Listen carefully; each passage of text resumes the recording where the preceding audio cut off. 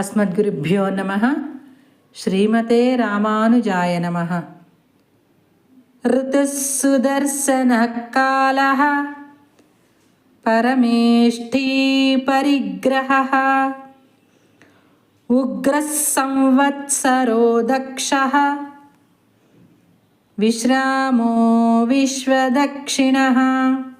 ఓం ఋతవే నమః.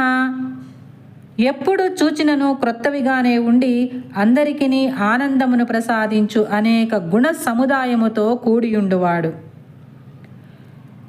ఓం సుదర్శనాయ నమః.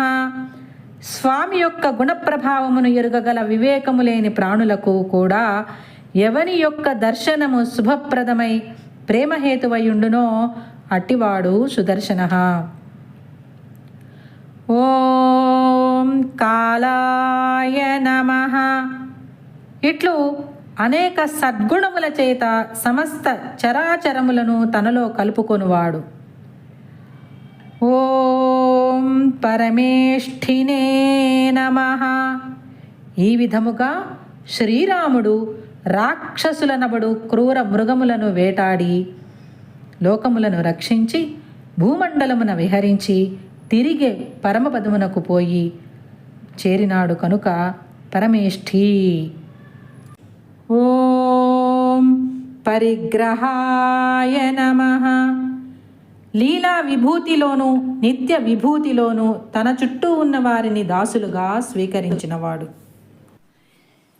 ఇచట నుండి తన సౌశీల్యమునకు లొంగని అసాధుజనులను బలవంతముగా లొంగదీసుకొను సంహారాధికారము కలిగిన పాతాళలోకవాసియగు కలిపురుషుడు కీర్తింపబడుచున్నాడు. ఓం ఉగ్రాయ నమః.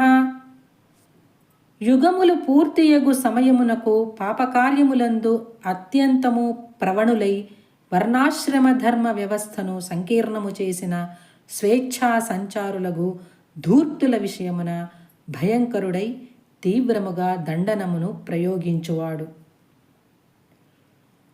ఓం సంవత్సరాయ నమః.